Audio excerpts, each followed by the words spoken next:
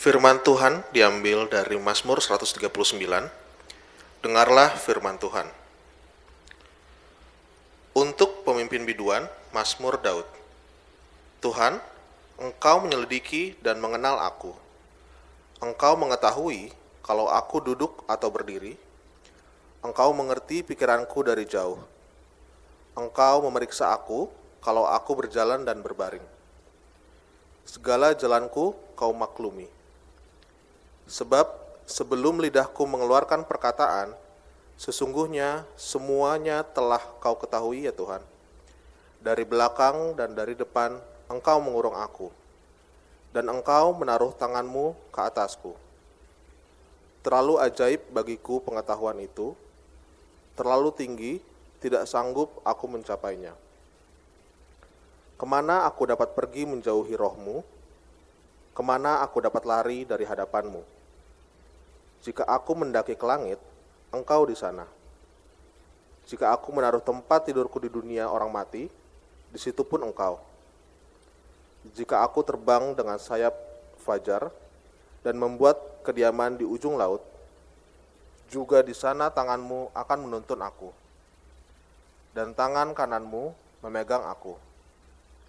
Jika aku berkata, biarlah kegelapan saja melingkupi aku, dan terang sekelilingku menjadi malam, maka kegelapan pun tidak menggelapkan bagimu, dan malam menjadi terang seperti siang. Kegelapan sama seperti terang. Sebab Engkaulah yang membentuk buah pinggangku, menenun aku dalam kandungan ibuku.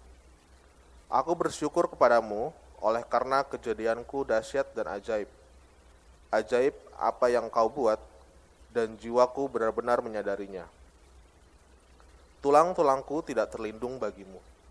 Ketika aku dijadikan di tempat yang tersembunyi, dan aku direkam di bagian-bagian bumi yang paling bawah. Matamu melihat selagi aku bakal anak, dan dalam kitab-Mu semuanya tertulis hari-hari yang akan dibentuk, sebelum ada satupun daripadanya. Dan bagiku, betapa sulitnya pikiran-Mu, ya Allah, betapa besar jumlahnya. Jika aku mau menghitungnya, itu lebih banyak daripada pasir. Apabila aku berhenti, masih saja aku bersama-sama Engkau. Sekiranya Engkau mematikan orang fasik, ya Allah, sehingga menjauh daripada aku penumpah-penumpah darah yang berkata-kata dusta terhadap Engkau, dan melawan Engkau dengan sia-sia. Masakan aku tidak membenci orang-orang yang membenci Engkau ya Tuhan, dan tidak merasa jemu kepada orang-orang yang bangkit melawan Engkau? Aku sama sekali membenci mereka, mereka menjadi musuhku. Selidikilah aku ya Allah, dan kenalah hatiku. Ujilah aku, dan kenalah pikiran-pikiranku. Lihatlah apakah jalanku serong, dan tuntunlah aku di jalan yang kekal. Demikianlah firman Tuhan. Terima kasih Franz sudah menolong untuk membaca firman Tuhan. Shalom saudara sekalian.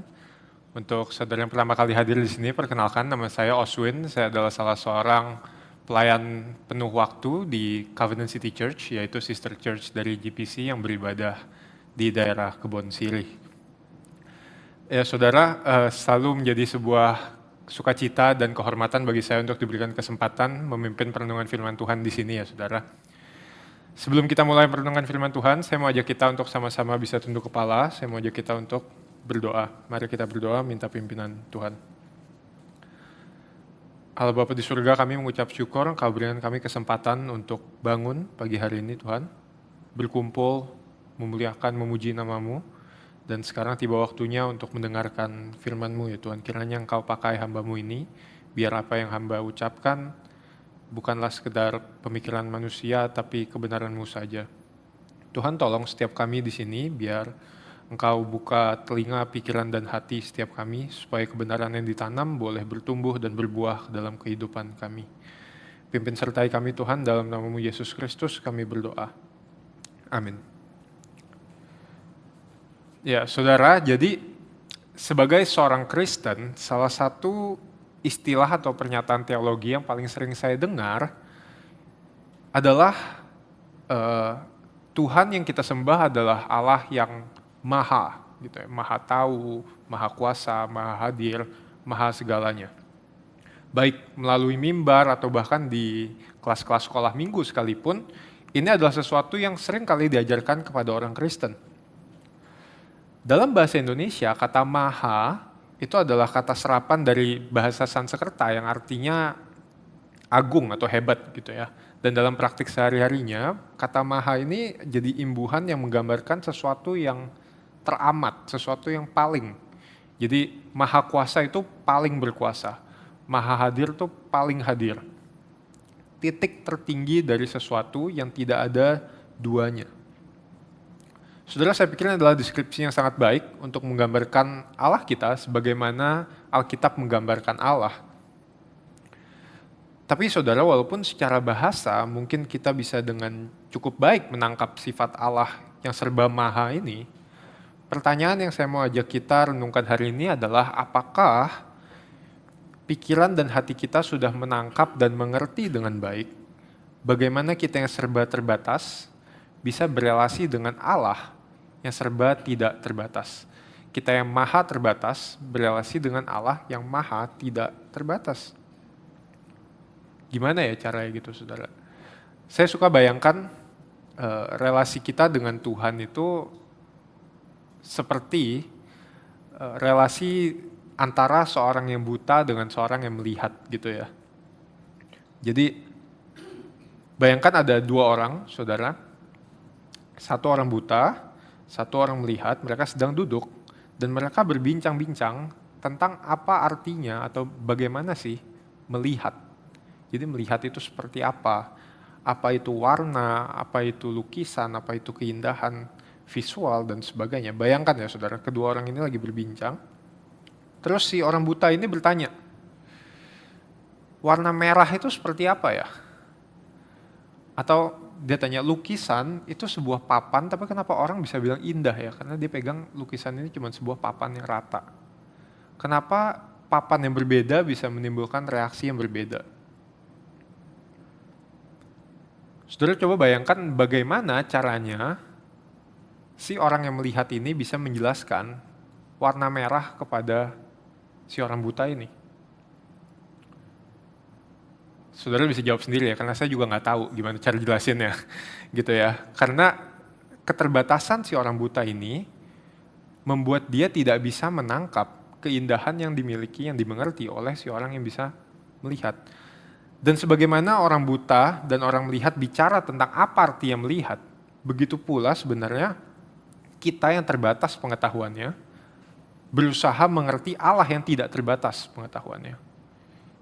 Kebayang nggak? Jadi sama seperti orang buta yang berusaha untuk mengerti warna itu apa, kita yang keberadaan terkekang oleh ruang dan waktu, begitu pula kita ketika berusaha mengerti Allah yang kehadirannya tidak terbatas oleh ruang dan waktu. Kita yang lemah berusaha berelasi dengan Allah yang maha kuasa.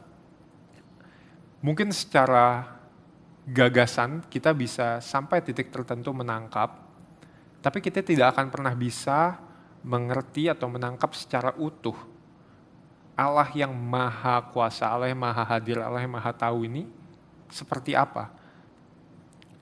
Nah saudara, bagaimana kemudian seorang yang begitu terbatas bisa berelasi dengan sosok yang begitu tidak terbatas? Teks yang kita baca hari ini, saudara, dari Mazmur 139 mencatat Daud yang memuji Allah karena ia maha tahu, maha hadir, dan maha kuasa.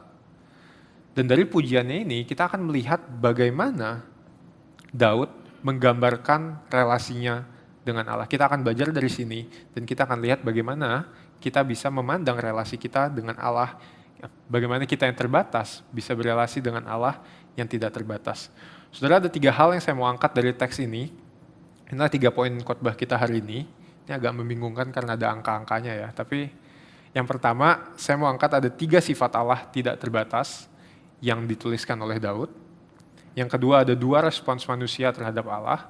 Dan yang terakhir, ada 1 perspektif yang kita perlu sebagai landasan untuk relasi kita dengan Allah. Mari kita masuk ke poin yang pertama ya saudara. Selama beberapa minggu terakhir, gereja GPC ini sedang ada dalam serial khotbah Mazmur ya saudara. Dan seperti yang mungkin sudah disampaikan di khotbah-khotbah sebelumnya, kitab Mazmur ini adalah kompilasi dari puisi dan pujian. Dan Mazmur 139 yang kita baca hari ini juga tidak terkecuali. Dan bahkan di awal dari ayat 1 kita lihat Mazmur ini ditujukan kepada pemimpin biduan. Jadi secara eksplisit dituliskan ini adalah lirik lagu, saudara. Jadi supaya kita bisa menangkap pesan yang terkandung dalam Mazmur ini, kita harus melihat dan mempelajarinya bukan sekedar sebagai sebuah teks historis gitu ya, tapi juga sebagai sebuah nyanyian. Dan bagi saya ini adalah alasan utama kenapa merenungkan kitab Mazmur bisa jadi sesuatu yang sangat menyenangkan, tapi juga menggentarkan ya saudara. Karena gini, sebagai sebuah nyanyian, setiap Mazmur itu ditulis dengan tujuan membangkitkan perasaan dan respons tertentu bagi pendengarnya. Dan sebagaimana karakteristik sebuah nyanyian, respons dan perasaan yang timbul dari hati pendengar itu bisa berbeda-beda satu sama lainnya. Dan menariknya dalam kitab Mazmur, respons yang berbeda-beda ini semuanya disengaja oleh Allah. Inilah menurut saya keindahan dari kitab Mazmur ya. Saya kasih contoh gini, jadi beberapa tahun lalu saya pernah lihat video audisi acara nyanyi di Amerika gitu ya, saya lihat di YouTube saudara. Ada satu kontestan yang menyanyikan lagu judulnya Jealous. Saya nggak tahu berapa dari saudara yang tahu lagunya ya. Tapi ada satu baris lirik yang ikonik dari lagu itu, bunyinya begini. It's hard for me to say I'm jealous of the way you're happy without me. Terjemahannya, sulit bagiku untuk mengatakan bahwa aku cemburu dengan bagaimana kamu bisa bahagia tanpa aku. Sebenarnya lirik ini ditulis oleh penulisnya untuk menggambarkan kecemburuannya kepada mantan kekasihnya yang sudah punya pasangan baru. Itu tujuan awalnya ditulis lirik ini. Tapi si kontestan ini begitu ditanya oleh si jurinya, kenapa kamu pilih lagu ini? Dia cerita, oh ya ketika saya baca lirik lagu ini, saya punya makna yang sangat berbeda. Kenapa? Karena 2 tahun lalu saya kehilangan sahabat saya. Dia masih umur 18 tahun dan dia meninggal. Terus begitu dia nyanyi, semua orang menangis di situ saudara. Kenapa? Karena ketika dia bilang, saya cemburu, bagaimana kamu bisa bahagia tanpa aku? Dia bukan bicara karena dia mau orang itu berhenti bahagia, tapi karena dia merasa temannya sudah di surga duluan. Artinya sangat berbeda, tapi emosi dan perasaan yang dibangkitkan itu sama ya saudara, sama-sama memeras hati kita ketika kita dengar lirik lagu itu. Nah dalam cara yang serupa saudara, pembacaan kita terhadap Mazmur itu juga bisa berbeda-beda. Tergantung dengan pengalaman yang kita punya, latar belakang dan situasi kehidupan yang kita alami sekarang, setiap kita akan membaca Mazmur dengan makna yang personal. Dan hari ini, kita akan lihat bagaimana kebenaran yang indah tentang Tuhan, ini bisa diterima dari sisi yang berbeda-beda, tanpa mengurangi keindahan atau kebenarannya, saudara. Jadi kita akan masuk ya, kita akan mau lihat ke teks kita hari ini. Kalau saudara ada printout bisa diperhatikan, kalau saudara ada pegang Alkitab bisa ditandain. Saya mau bagikan sedikit bagian teknis dulu sebelum kita masuk lebih dalam. Jadi saudara, Mazmur kita hari ini terdiri dari 24 ayat dan ini dibagi menjadi 4 bagian. Setiap bagiannya terdiri dari 6 ayat. Jadi 1 sampai 6, 7 sampai 12, 13 sampai 18, 19 sampai 24. Kenapa pembagian ini penting? Karena setiap bagiannya adalah satu bait lirik. Jadi kayak kalau kita mau mengerti Mazmur sebagai lagu, kita harus lihat teks ini sebagai lagu gitu ya. Terdapat 4 bait di dalamnya. 3 bait pertama merupakan pujian yang Daud naikkan, dan bait yang terakhir merupakan doa yang dia naikkan kepada Tuhan. Jadi lagu ini dimulai dengan pujian kepada Allah dan ditutup dengan doa permohonan. Saudara, kalau bisa ditandain Alkitabnya supaya kita bisa lihat, tapi kalau saudara sudah, kita akan lanjut. Kita perhatikan ya ayat masing-masing. Kita mau masuk ke bait yang pertama, saudara. Kita lihat Daud memulai dengan mengakui bahwa Tuhan mengenal dirinya. Bukan cuma mengenal dalam artian Tuhan punya relasi dengan Daud, tapi Tuhan secara harfiah tahu setiap hal tentang Daud. Duduk atau berdiri itu bicara tentang kehidupannya baik dalam privasi lagi duduk atau berdiri di publik. Berjalan dan berbaring bicara tentang bekerja atau beristirahat. Dan semua pikiran dan perasaan Daud, Tuhan tahu bahkan sebelum Daud mengatakannya, sebelum Daud mengucapkannya dalam bentuk kata-kata. Dan bahkan Daud mengatakan Tuhan seperti mengurung dia dan memperhatikan setiap gerak-geriknya. Dia mengakui bahwa Tuhan tahu tentang dirinya, bahkan lebih daripada dia mengenal dirinya sendiri. Di sini aspek dari sifat Tuhan yang Daud puji adalah bagaimana Tuhan Maha tahu. Tuhan tahu segalanya tentang dirinya, dari yang terluar sampai bagian yang paling dalam. Di bait yang kedua, Daud memuji Tuhan. Ia mengakui bahwa ia tidak bisa jauh dari hadirat Tuhan. Ketika dia mendaki ke langit, atau dalam bahasa Ibrani ini surga, Tuhan ada. Ketika dia turun ke tempat tidur orang mati, atau ini neraka, Sheol, Tuhan ada. Mau dia terbang dengan sayap fajar, ini dari timur, dan beristirahat di ujung laut, atau ini gambaran barat, Tuhan tetap ada. Dan bahkan bukan hanya ada, jarak Tuhan itu dekat, cukup dekat untuk dia bisa menggenggam tangan Daud. Jadi tidak ada satu tempat pun di dunia ini di mana Daud bisa tersembunyi dari Tuhan. Daud memuji Tuhan karena ia maha hadir. Dia maha hadir. Dan pada bait pujian terakhir, bait yang ketiga, Daud mengakui bahwa Tuhanlah yang membentuk dia secara fisik. Baik Tuhanlah yang membentuk dia baik secara fisik maupun rangkaian kehidupannya, saudara. Daud bukan sedang meniadakan andil seorang perempuan dalam mengandung bayi, tapi Daud di sini sedang menggarisbawahi keikutsertaan Allah dalam proses dikandungnya dirinya. Bahwa proses dibentuknya Daud dalam kandungan adalah pekerjaan Tuhan yang ajaib. Dan by the way, ini kata ajaib adalah kata yang sama yang dia ucapkan di ayat 6 untuk menggambarkan pengetahuan Tuhan yang jauh melampaui akalnya. Tapi dia juga mengakui bahwa Tuhan bukan cuma menaruh dia ke dalam dunia, tapi juga memimpin seluruh kehidupannya mulai dari lahir sampai ke bagian akhirnya. Dan bagian terakhirnya yang paling menarik, Daud berkata bahwa ketika ia berusaha mengerti pikiran Allah, ia seperti menghitung pasir.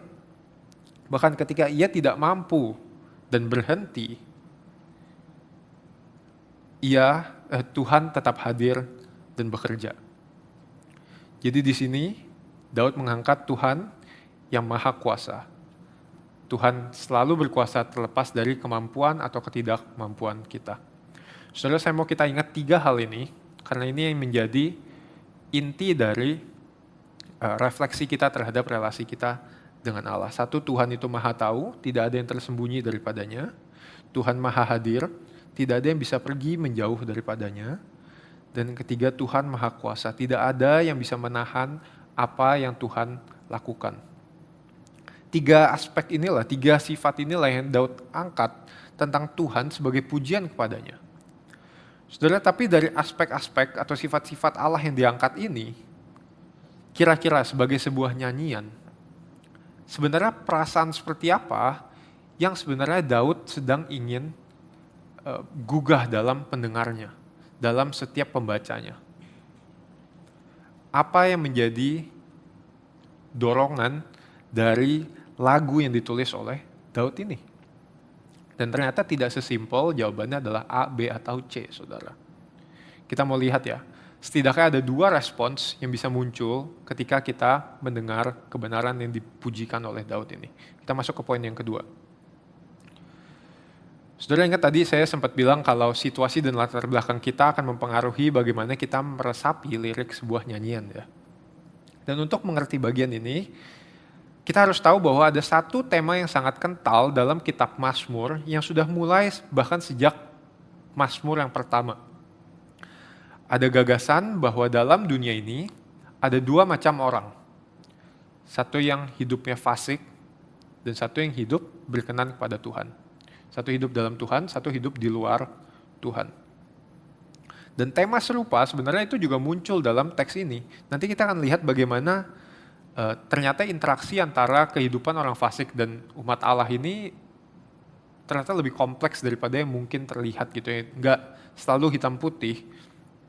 Tapi di poin ini, saya mau tunjukkan bahwa saya yakin apa yang dirajut oleh Daud dalam lirik nyanyian ini, bahwa ada orang-orang yang hidup di dalam dan di luar Tuhan, dan mereka akan merespon sifat-sifat Allah ini, pujian Allah ini, pujian kepada Allah, dengan respons yang berbeda. Saya mau ajak kita untuk melihat kedua respons ini ya. Jadi gini, saudara, coba bayangkan kita sedang ada di ruang pengadilan. Kita ada di ruang pengadilan, pengadilan akan dimulai, dan di kursi terdakwa ada seorang fasik. Dia hidupnya di luar Tuhan, dia tidak pernah melakukan apa yang diperkenan Tuhan dan selalu melakukan hal-hal yang tidak diperkenan oleh Tuhan. Lalu di kursi hakim, ada Tuhan sendiri yang akan menghakimi si terdakwa ini. Tapi sebelum pengadilan ini dimulai, dalam ruang pengadilan itu, sang terdakwa akan diberikan peringatan berdasarkan Mazmur 139 ini. Kurang lebih begini bunyinya.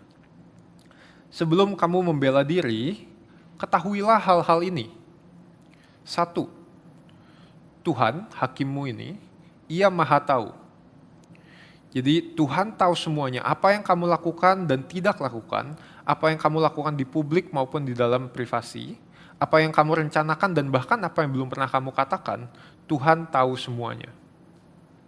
Yang kedua, kamu harus ingat, Tuhan itu maha hadir. Jadi kamu tidak akan pernah bisa jauh dari Tuhan. Biarpun kamu terbang setinggi surga atau menyelam sedalam neraka, kamu tidak akan bisa kabur dari gapaian tangan Tuhan. Ia akan selalu hadir, ia akan selalu ada untuk memegang tanganmu. Tidak ada satu tempat pun di dunia ini yang bisa menyembunyikan kamu dari Tuhan.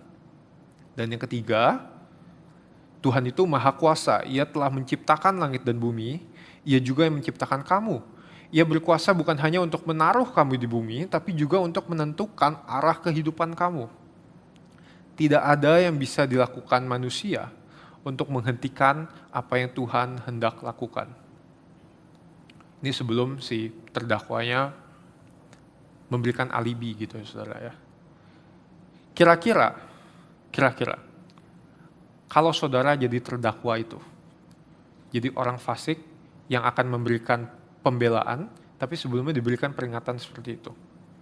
Perasaan apa yang akan muncul, saudara, dalam hati saudara sekalian? Kalau saya pribadi, saya ketakutan setengah mati ya, gitu ya. Karena setiap alibi yang saya karang, setiap pembelaan yang sudah saya rancangkan, jadi percuma gitu ya. Tuhan sudah tahu apa yang sebenarnya terjadi. Saya tidak bisa membela diri saya dengan membual atau bersembunyi dimanapun. Dan kalau saya sampai kena hukum, saya tidak bisa kabur, Tuhan pasti menangkap saya. Dan lagi-lagi, Tuhan yang begitu luar biasa bisa menciptakan langit dan bumi dan bahkan menciptakan saya, Dia yang begitu hebat dan berkuasa, hukuman seperti apa yang bisa Dia keluarkan, saudara? Saya bayanginnya takut ya, gitu. Jadi orang bersalah yang terdakwa. Tapi sekarang coba kita ganti senarionya. Coba bayangin kalau yang duduk di kursi terdakwa ini bukanlah seorang fasik, melainkan umat Allah yang telah dituduh. Dia hadir di situ untuk dihakimi karena dia sudah dituduh hidup sebagai orang fasik. Nah, sebelum pengadilan dimulai, si umat Allah ini diberikan peringatan yang sama. Saya akan bacakan sekali lagi, saudara. Coba saudara bayangkan di posisi orang ini. Sebelum kamu membela diri, ketahuilah hal-hal ini. Pertama, Tuhan maha tahu. Tuhan tahu semuanya. Apa yang kamu lakukan dan yang tidak kamu lakukan. Apa yang kamu lakukan di publik maupun di dalam privasi. Apa yang kamu rencanakan dan bahkan apa yang belum pernah kamu katakan. Tuhan tahu semuanya. Yang kedua, Tuhan Maha Hadir. Kamu tidak bisa jauh dari Tuhan. Biarpun kamu terbang setinggi surga atau menyelam sedalam neraka, kamu tidak bisa kabur dari gapaian tangan Tuhan. Ia akan selalu hadir dan ia selalu ada untuk memegang tanganmu. Tidak ada satu tempat pun di dunia ini yang bisa menyembunyikan kamu dari Tuhan. Dan yang ketiga, Tuhan Maha Kuasa. Ia yang telah menciptakan langit dan bumi, Ia juga yang menciptakan kamu. Ia berkuasa bukan hanya untuk menaruh kamu di bumi, tapi juga untuk menentukan arah kehidupanmu. Tidak ada yang bisa dilakukan manusia untuk menghentikan apa yang Ia hendak lakukan. Saudara, perasaan apa yang muncul ketika orang yang dituduh ini mendengar peringatan itu? Apakah rasa takut juga? Kalau saya ada di posisi itu, saya akan mengalami kelegaan yang luar biasa. Karena ternyata biarpun orang-orang yang menuduh saya punya tuduhan yang begitu luar biasa bagus atau luar biasa koheren gitu ya, yang orang lain mungkin akan percaya begitu mendengarnya, saya tahu Tuhan berjanji, Tuhan tahu kebenaran yang sesungguhnya. Saya akan lega karena tidak peduli seberapa dalam orang-orang fasik membungkam dan menyembunyikan saya, mengubur saya jauh dari kebenaran sekalipun, Tuhan tetap hadir. Tangannya tidak kurang panjang untuk menolong saya dan menarik saya untuk bangkit. Ia akan menuntun saya menuju kebenaran.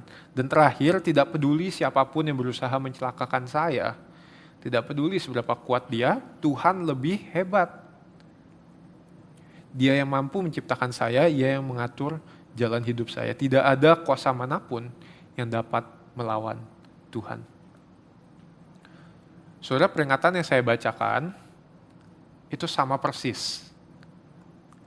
Tapi tergantung dari kondisi siapa yang mendengar, respons yang muncul akan sangat berbeda. Ketika kita menyanyikan Mazmur yang ditulis Daud, saudara, ketika kita diajak untuk mengakui kebenaran-kebenaran tentang Allah, bahwa Ia Maha Tahu, Ia Maha Hadir, dan Ia Maha Kuasa. Ini akan menimbulkan respons yang berbeda-beda di setiap hati kita, tergantung dari posisi kita. Ini adalah sesuatu yang tidak bisa dihindari, saudara, karena bahkan ketika kita memilih untuk tidak merespons sekalipun, itu pun merupakan sebuah respons. Dan kenapa ini jadi penting untuk kita perhatikan? Karena inilah indikator yang paling jitu menurut saya untuk bisa memperhatikan bagaimana relasi kita dengan Tuhan. Mungkin seorang yang jauh dari Tuhan bisa datang ke gereja 2-3 kali satu minggu. Mungkin orang yang sedang jauh dari Tuhan bisa melakukan pelayanan di 2-3 departemen pelayanan. Atau bahkan ketika orang yang sedang berkhotbah sekalipun bisa dalam kondisi sedang jauh dari Tuhan. Tapi satu hal yang tidak bisa kita bohongi adalah bagaimana respons kita terhadap kebenaran Tuhan. Apakah kita menjadi takut? Apakah kita menjadi merasa aman? Apakah kita menjadi berkobar atau kita merasa tidak peduli? Itu semua akan menggambarkan bagaimana sebenarnya relasi kita dengan Tuhan yang Maha Kuasa ini. Jadi saudara, pertanyaan yang perlu kita tanyakan kepada diri kita, setiap kali kita mendengar kebenaran firman Tuhan, respon seperti apa yang timbul? Ini bonus buat pertanyaan CG ya saudara ya. Respon seperti apa yang timbul dari hati kita saudara? Saya tahu bahwa ini adalah pertanyaan yang kompleks, yang mungkin sekarang kita juga tidak tahu respon seperti apa yang kita punya gitu ya. Karena lebih sering daripada tidak, perasaan atau apa yang muncul dalam hati kita bukan sesuatu yang hitam putih. Saya tidak bisa dengan begitu saja menilai, oh saya selama ini adalah orang fasik, karena saya juga percaya Tuhan. Tapi saya juga nggak berani untuk bilang saya adalah umat Allah yang setia karena saya pun jatuh dalam dosa. Jadi sebenarnya relasi saya dengan Tuhan ini seperti apa gitu ya. Nah saudara, kabar baiknya untuk kita adalah beritanya tidak berhenti sampai di situ. Kita masih punya satu bait lagi dalam Mazmur ini. Yaitu, di sini kita akan lihat di bait yang terakhir, bagaimana Daud menggambarkan dinamika yang dia alami sebagai seorang yang diperkenan Tuhan, tapi di saat yang bersamaan juga bergumul dengan daging, dengan dosa. Kita akan lihat, inilah satu perspektif yang kita perlu supaya kita bisa punya relasi yang utuh dengan Tuhan. Bukan sebuah relasi yang hanya meminta kepadanya, bukan relasi yang menekan, tapi justru sebagai satu relasi sebagaimana Allah mau kita berelasi dengan Dia. Kita masuk ke poin yang ketiga, satu perspektif yang melandasi relasi kita dengan Allah. Saudara, kalau kita lihat di bagian terakhir, di bait yang keempat, di ayat 19 sampai 24. Saudara, kalau baca pelan-pelan, sebenarnya di sini kita bisa lihat ada sebuah ketegangan yang kita bisa rasakan gitu ya dalam kata-kata Daud. Karena di satu sisi dia menunjukkan kebenciannya yang begitu intens terhadap orang-orang fasik. Sekiranya engkau mematikan orang fasik ya Tuhan, ya Allah, sehingga menjauh daripadaku penumpah-penumpah darah. Tapi saudara, kalau kita lihat di ayat 24, di ayat terakhir, Daud minta tolong kepada Tuhan supaya dia jangan serong jalannya. Dia tahu dia pun punya tendensi, punya kecenderungan untuk menjadi seperti orang-orang fasik ini. Jadi Daud, seorang yang diperkenan Allah juga punya tendensi untuk menjadi orang-orang fasik. Ada ketegangan antara hidup sebagai orang-orang yang percaya kepada Tuhan dan mendengar kebenaran Allah seharusnya menjadi penghiburan. Tapi sisi lain juga ada sisi kehidupan Daud yang membuat dia menjadi takut terhadap kebenaran Tuhan. Tuhan yang maha adil, Tuhan yang akan memberikan hukuman kepada orang yang bersalah. Jadi bagaimana caranya mengakurkan kedua ketegangan ini? Jawabannya adalah kalau kita lihat dari respons yang muncul, seharusnya kita tahu rasa takut atau rasa aman bukanlah menjadi titik akhir dari apa yang Tuhan mau kita rasakan. Ketika si penjahat itu mendengar kebenaran tentang Tuhan, Tuhan yang maha tahu, maha hadir, dan maha kuasa. Ketika dia mengalami rasa takut yang luar biasa, yang seharusnya kemudian dia lakukan adalah bukan berusaha lebih keras membela dirinya, tapi menyerah. Ya sudah, Tuhan sudah tahu, maka yang bisa saya lakukan untuk bisa mungkin mendapat hukuman yang paling ringan adalah mengaku dan memohon supaya Tuhan sang hakim berbelas kasih kepada saya. Tapi di sisi lain, si orang baik yang dituduh itu, ketika dia mengalami kelegaan, yang harus dia lakukan bukanlah kemudian jadi nggak peduli gitu ya, karena dia, oh ya sudah Tuhan sudah tolong gitu. Atau dia jadi berusaha lebih keras untuk membela dirinya karena dia tidak perlu melakukan itu karena Tuhan sudah akan menolong dia. Jadi yang perlu dilakukan adalah berserah kepada Tuhan. Oh ya sudah, karena aku tahu Tuhan tahu semuanya, Tuhan tahu apa yang benar, Tuhan mampu menyelamatkan aku, maka yang harus aku lakukan adalah berserah kepada Tuhan. Biarpun respons awalnya berbeda, tapi pada akhirnya kebenaran Allah akan membawa kita bermuara kepada satu aksi yang sama, yaitu mendekat, mencari Tuhan, dan berserah kepadanya. Kenapa saudara hal ini bisa kita lakukan? Kenapa seorang yang fasik bisa memohon belas kasih kepada Tuhan? Kenapa Daud alih-alih menyembunyikan kesalahannya, bisa dengan berani berkata, Tuhan selidiki aku, dan kalau ada salah, buatlah aku lurus kembali. Jawabannya adalah karena dari awal ketika manusia bisa berelasi dengan Tuhan, manusia bisa ada di dalam persekutuan dengan Allah, itu bukan dimulai dari usaha manusia itu sendiri. Kenapa manusia bisa tahu? Kenapa Daud bisa tahu tentang kemaha-tahuan Allah, kemaha-hadiran Allah, dan kemaha-kuasaan Allah? Itu bukan karena Daud belajar dengan sangat banyak, tapi karena Allah telah menyingkapkan dirinya kepada Daud.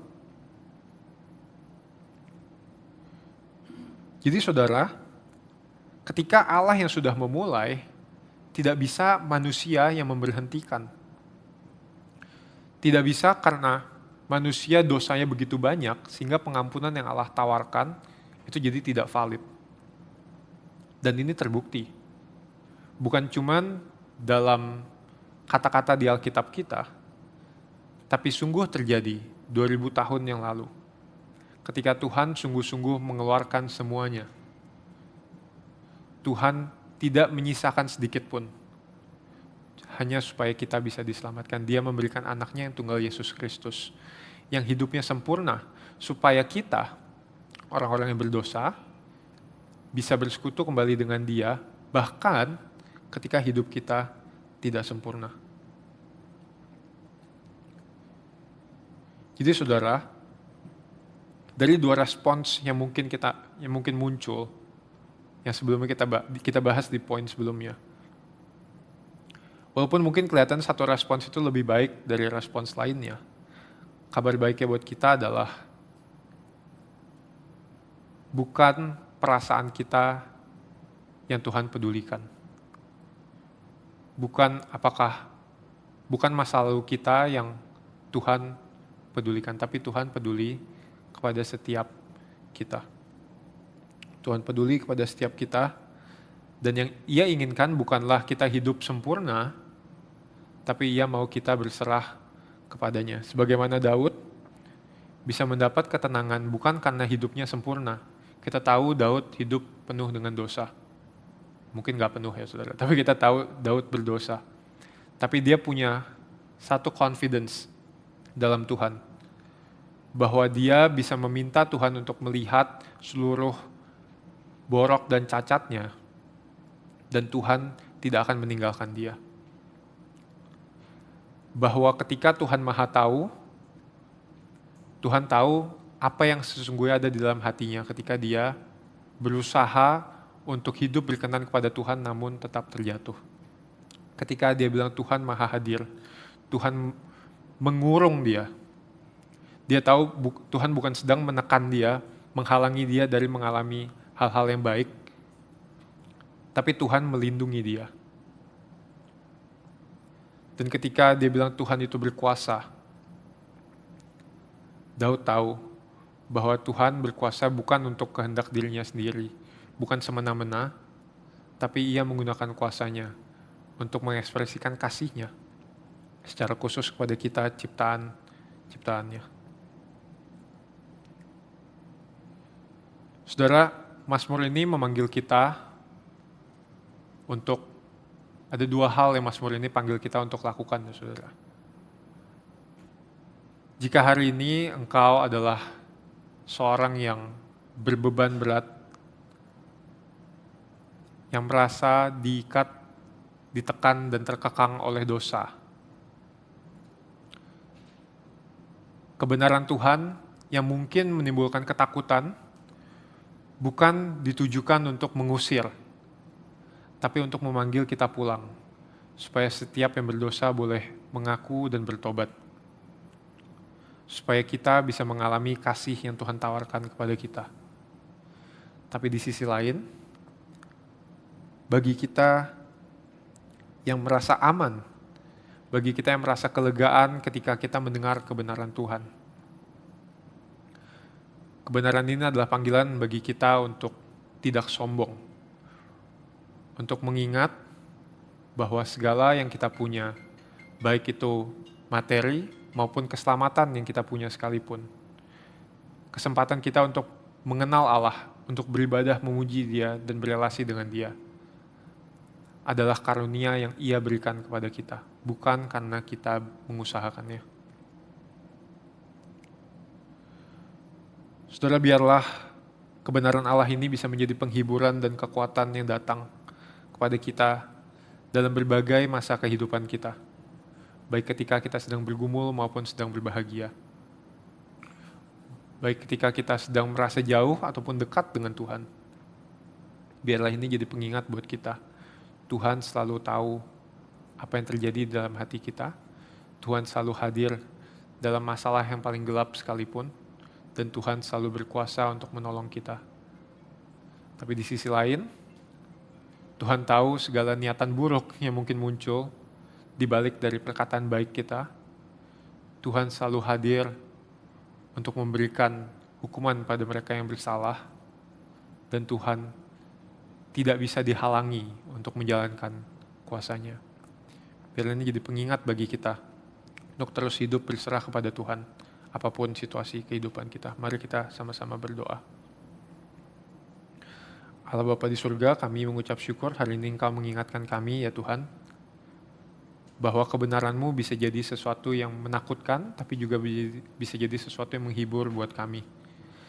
Ajar kami Tuhan, biarlah di tengah segala dinamika kehidupan, ketika kami merasakan hal-hal yang berbeda-beda tentang kebenaran-Mu, Engkau ajar kami untuk tetap setia, berserah kepada-Mu dan percaya bahwa mengikut-Mu adalah pilihan yang benar.